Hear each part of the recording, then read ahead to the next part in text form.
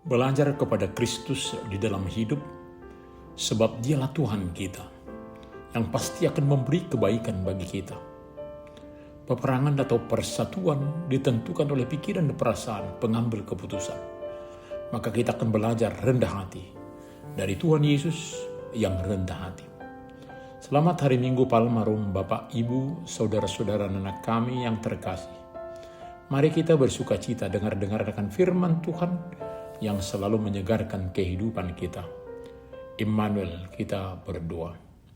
Damai sejahtera Allah yang melampaui segala akal akan memelihara hati dan pikiranmu dalam Kristus Yesus. Amin. Firman Tuhan bagi kita tertulis dalam Filipi 2 ayat 5 sampai dengan 11. Hendaklah kamu dalam hidupmu bersama menaruh pikiran dan perasaan terdapat juga dalam Kristus Yesus, yang walaupun dalam rupa Allah tidak menganggap kesetaraan dengan Allah itu sebagai milik yang harus dipertahankan, melainkan telah mengosongkan dirinya sendiri dan mengambil rupa seorang hamba dan menjadi sama dengan manusia. Dan dalam keadaan sebagai manusia telah merendahkan dirinya dan taat sampai mati, bahkan sampai mati di kayu salib. Itulah sebabnya Allah sangat meninggikan dia dan mengaruniakan kepadanya nama di atas segala nama, supaya dalam nama Yesus bertekuk lutut segala yang ada di langit, di atas bumi, dan di bawah bumi. Dan segala lidah mengaku, Yesus Kristus adalah Tuhan bagi kemuliaan Allah Bapa. Indahnya persekutuan umat percaya terjadi ketika mereka menaruh pikiran dan perasaan seperti Kristus sebagai kepala gereja. Sebab bila semua berdiri sendiri dengan karakter yang beragam, pasti bukan persekutuan yang terjadi, tetapi perselisihan, perpecahan. Padahal umat Kristen itu dikenal dengan persekutuan yang saling mengasihi satu dengan yang lainnya. Yesus Kristus adalah Tuhan, maka ada apa pikiran dan perasaannya sudah patut kita ikuti, yang pasti mempersekutukan. Sebab pikiran dan perasaan sangat menentukan kebersamaan. Saat pikiran dan perasaan Kristus mendidik kita dalam kata-kata, memperlakukan orang lain, menciptakan persekutuan yang nyaman, penuh sukacita, dan dirindukan banyak orang.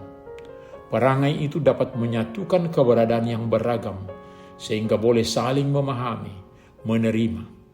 Menyatukan yang kuat dengan yang lemah, yang pintar dengan yang masih belajar, yang sehat dengan yang sakit, dan sebagainya. Satu hal yang disoroti saat ini adalah sikap merendahkan diri, bersedia mengalami kesakitan bahkan kematian akibat kerendahan diri. Di dalam kebersamaan, dalam interaksi satu dengan yang lainnya, dalam persekutuan diminta memiliki pola pikir yang sama seperti yang dimiliki oleh Kristus. Dapat kita lihat sebagaimana Yesus sebagai Tuhan rela melepaskan kemuliaannya dan merendahkan dirinya menjadi manusia dan mati di kayu salib. Dan inilah terkadang yang sulit kita hidupi bila masih dalam pikiran dunia, pangkat, kekayaan, keberadaan justru menjadi penghalang di dalam persekutuan, kesulitan merendahkan hati. Sebab bila seseorang dalam kepemilikan menuntut untuk lebih dihormati, tidak dapat mendengar yang menurutnya berbeda kasta dengan dirinya, sering menimbulkan perselisihan. Tuhan Yesus menyerahkan dirinya sebagai ungkapan kasih dan rela merendahkan dirinya untuk mengekspresikan kasih tersebut. Dia adalah teladan tertinggi dalam hal kasih dan kerendahan hati seperti yang dikatakan oleh Yesus sendiri. Tidak ada seorang pun yang mempunyai kasih yang lebih besar daripada seorang yang memberikan nyawanya untuk orang lain. Kerendahan hati yang paling baik inilah yang paling kuat mempersatukan kita umat manusia. Kita diminta untuk berpikir, berperasaan seperti itu, untuk bersedia merendahkan diri demi kepentingan orang lain. Dengan cara itulah kita dapat sehati sepikir, memiliki kasih yang sama, dan berniat untuk satu tujuan dengan bersedia menundukkan kepentingan dan tujuan sendiri demi kebaikan orang lain. Yesus memikirkan banyak orang, lalu tergeraklah hatinya untuk berbelas kasihan dan menolong banyak orang dalam kebutuhannya. Kerendahan hati adalah aspek dasar dan penting dalam persekutuan kehidupan Kristen. Dan kita memiliki teladan yang sempurna tentang bagaimana menjadi rendah hati di dalam Yesus Kristus. Jadi mengikut Kristus tentu dengan keberadaannya. Allah menentang orang yang congkak, tetapi mengasihi orang yang rendah hati. Artinya barisan persekutuan mereka yang rendah hati, Allah sangat menyukai. Sebaliknya dia tidak setuju dengan orang congkak. Tuhan melihat ketika manusia merespon kehendaknya di dalam hubungan yang satu dengan yang lainnya, dalam persekutuan di mana sangat indah dan terpuji dengan sikap rendah hati. Maka kita tepat merendahkan diri di bawah tangan Tuhan yang kuat, dan pada saat yang tepat Dia akan meninggikan kita. Sebagaimana dikatakan, Allah sangat meninggikan Dia dan mengaruniakan kepadanya nama di atas segala nama, supaya dalam nama Yesus bertekuk lutut segala yang ada di langit, di atas bumi, dan di bawah bumi, dan segala lidah mengaku Yesus Kristus adalah Tuhan, bagi kemuliaan Allah Bapa. Kekhawatiran, persoalan-persoalan apapun yang kita miliki tentang implikasi dari kerendahan hati dapat kita serahkan kepadanya, sehingga Dia peduli kepada kita. Ini adalah salah satu sisi kasih karunia Tuhan bagi orang yang rendah hati.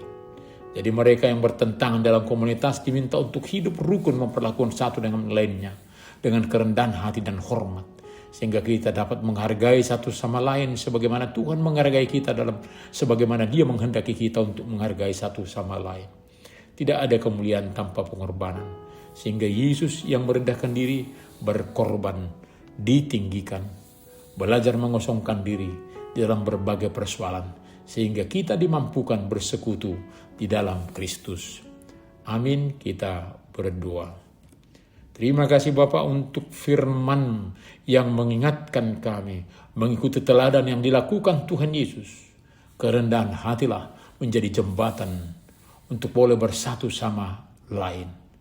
Sertai kami ya Tuhan dalam persekutuan, sehingga boleh hidup bersama dengan pola surgawi. Terima kasih Bapa. Hanya dalam nama Tuhan Yesus kami berdoa. Amin.